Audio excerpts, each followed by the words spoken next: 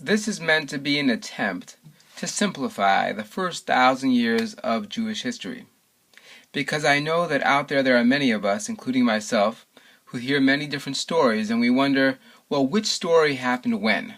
So this is going to be an attempt to explain which story happened when, and all the other things that you'll learn in the course of time will be able to fit into these categories or this structure that I'm going to set up for you. King David lived at around 1000 BC. The thing to keep in mind is that everything that I say is not perfect, but not perfectly accurate, but it'll give you a structure. It'll give you a basic idea. King David lived around 1000 BC.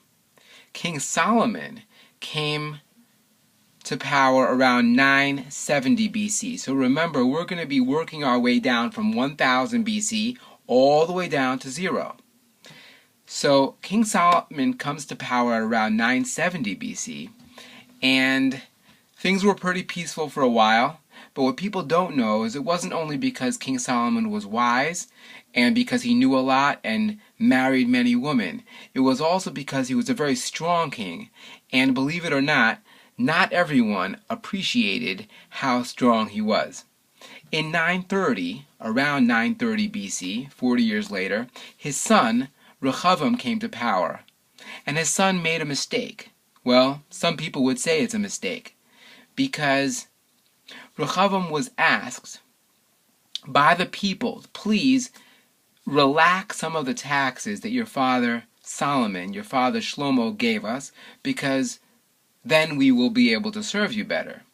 Now, Rehoboam had a choice. He could have gone to the elders who had advised his father Solomon and asked for their advice, or he could have gone to his peers, the young people who grew up with him. Instead of going to the elders of his father Solomon, he went to the peers, his peers, young men, and those young men told him to go back to the messengers of the people and say that just like my father was hard on you and he taxed you, I'm going to be just as hard, if not harder. And that caused a mini revolt. Not only a mini revolt, well, a man by the name of Yerovam, similar to Rehoboam but different, Yerovam, who actually was at one point a servant of King Solomon, and perhaps was a person who helped raise taxes for King Solomon. Yerovam had enough, and he said, I'm going to start my own empire. We are out of here. Enough of being part of Judah and Judea. We're going to move north, and we're going to have our own empire north of Judea, and hence the beginning of the 10 northern tribes. Eventually, they settled in Samaria. Now, who built the capital in Samaria? I believe it was Omri or Achav, his son, who built the capital in Samaria. Now, Samaria eventually, just like the mountains of Judea, just like Mount Zion was very important to the Judeans who had the temple in Judea, so Samaria also became a very special place for the people of Samaria, the northern kingdom. The northern kingdom had a number of temples. One of the temples was in Samaria.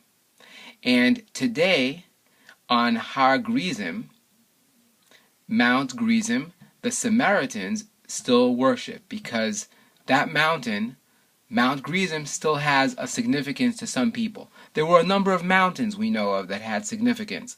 Mount Zion had significance. Har Gerizim, where the blessings and the curses were given, had significance. Mount Sinai had significance. And so we have all these mountains.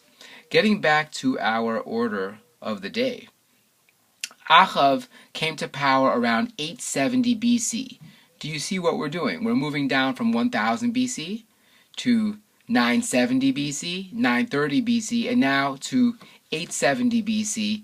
About then, Achav comes to power. Now, who was Achav? Not a very good man. At least according to the Bible, he was a very strong man, a strong king of the northern tribes, and he was, with the advice of his wife Izebel, an opponent of the prophet Elijah. Remember that story when they all gathered together at Mount Carmel? Remember that? And Elijah versus the prophets of the Baal, and Elijah said, well, whoever's God is more powerful will send down the fire and burn the cow, and Elijah won the day. Well, Elijah won the day for that moment, but the truth is that Achav retained a lot of power for a long time. Now, eventually, the power went away from Achav's family, and in 722, the Assyrians, who were the big power of the day, came down from the north where they lived, and they destroyed Samaria. They destroyed the capital of the northern kingdoms and led everyone, or a lot of people, into exile.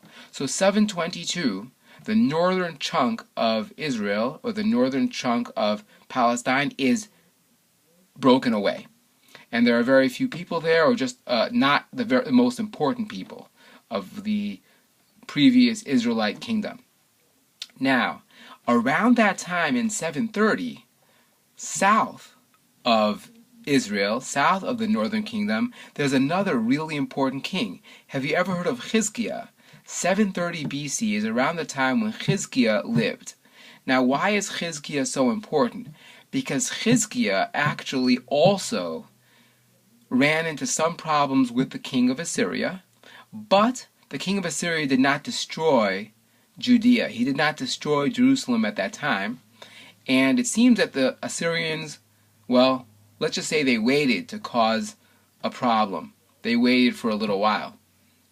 So in 730, it seems, Chizkiah knew that there would be a potential attack by the Assyrians, and guess what? He built that tunnel. Remember that tunnel that was found in Israel about 130 years ago? He built this long tunnel to bring water into Jerusalem just in case the king of Assyria would besiege the land. Now, the king of Assyria did come.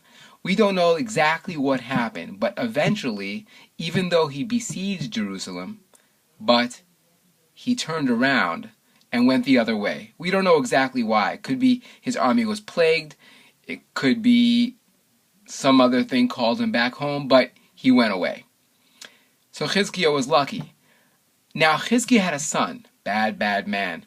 At least we are told